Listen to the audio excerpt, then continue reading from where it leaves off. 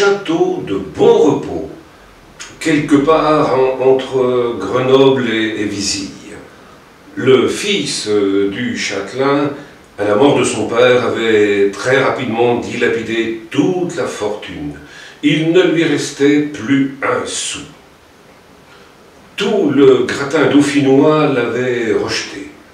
Aucune bonne maison ne voulait l'accueillir. Mais voilà qu'un jour, ce jeune seigneur a rencontré une jeune fille, belle, tendre, dont il tomba bien évidemment follement amoureux. Il alla voir son père pour lui demander sa main, mais on connaissait la réputation du fils du seigneur du château de Bon Repos, quelque part entre Grenoble et Vizille. Pas question de lui donner la main de sa fille.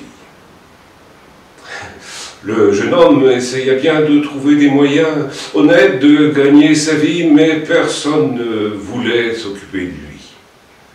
Un jour qu'il se morfondait au fond de la grande salle du château de Bon Repos, quelque part entre Grenoble et Vizille, le jeune homme finit par dire « Mais faudra-t-il que je vende mon âme au diable pour m'en sortir ?» Et il n'aurait jamais dû dire ça, parce que quand on dit cette formule-là, aussitôt qui arrive, le diable. Le diable lui dit « Pas de souci, je peux arranger les choses. De quoi as-tu besoin? J'ai juste besoin d'or. Oh, mais tu sais que c'est moi qui fabrique l'or, je peux t'en donner autant que tu en veux. » Alors, le jeune seigneur lui dit « Oui, mais il faudra que je te donne mon âme. » Ah ben oui, ça... Laisse-moi 2 jours pour réfléchir. 2 jours plus tard, le diable était au rendez-vous. Eh ben, c'est d'accord. Mais à une condition. C'est que tu remplisses une de mes bottes d'or en une journée. Oh, le diable s'est dit, la belle affaire. En un quart d'heure, ça sera fait. Même pas. Et reviens demain. Le lendemain, le diable est arrivé. Il était un peu surpris quand il a vu que le jeune seigneur s'était installé sur le toit de la plus haute des tours et qu'il tenait sa botte tout en haut du toit. Et le jeune homme a dit au diable, eh ben, verse, vas-y maintenant, mets ton or, remplis ma botte.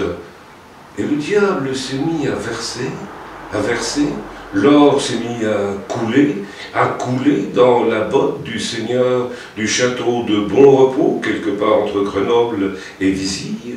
Et rien n'y faisait. Au bout de la fin de la journée, la botte n'était toujours pas remplie.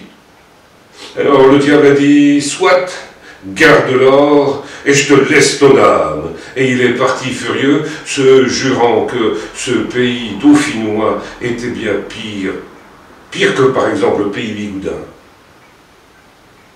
Le jeune homme riche de tout cet or a pu retrouver sa place dans le beau monde.